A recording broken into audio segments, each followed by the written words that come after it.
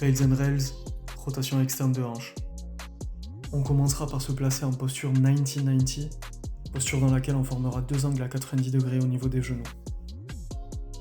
On restera dans la posture d'étirement 2 minutes.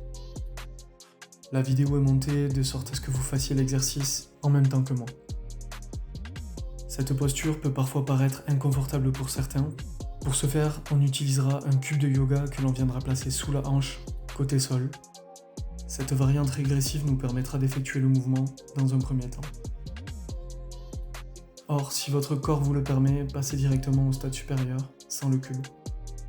L'objectif de cet exercice sera de mettre le plus grand étirement possible sur la chaîne de la rotation externe, plus précisément le grand fessier et le chef long du biceps fémoral, ainsi que 6 muscles profonds que l'on appelle les pelvis trochanteriens.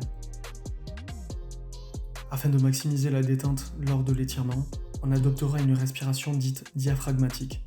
Elle consiste à inspirer par le nez, gonfler le ventre, et expirer par la bouche tout en se relâchant. Il reste 1 minute d'étirement.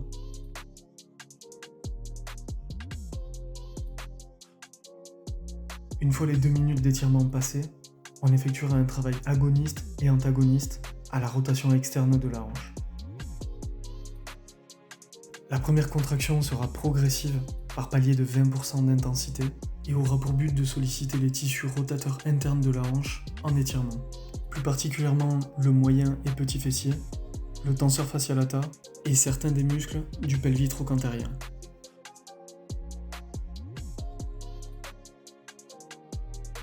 La deuxième contraction sera, elle, dynamique, directement à 100%. Elle aura pour but de solliciter les muscles responsables de la rotation externe en raccourcissement. Le travail de force commence dans 10 secondes. On cherchera à effectuer une rotation interne de hanche autour du genou. Et c'est parti à 20% d'intensité. On augmente progressivement 40%, 60%, 80% et 100% pendant 15 secondes. Évidemment, on adapte l'effort à ses capacités.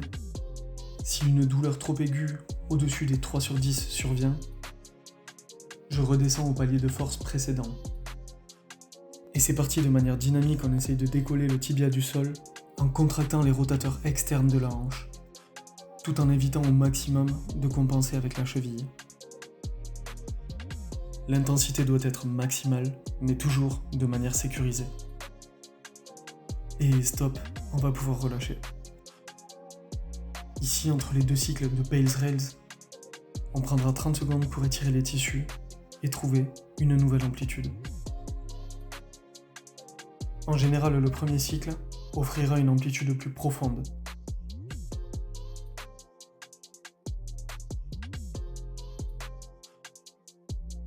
Allez, attention, on va repartir pour le cycle 2. Et c'est reparti à 20%, 40%, 60%, 80% et 100% d'intensité pendant 15 secondes.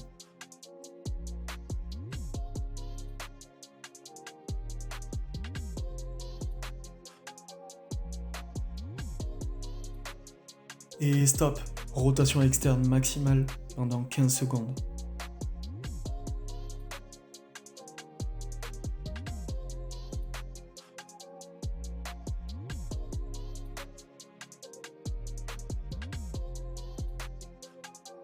Et ok, on peut relâcher. Voici un setup qui permettra aux personnes les plus avancées de continuer à se challenger.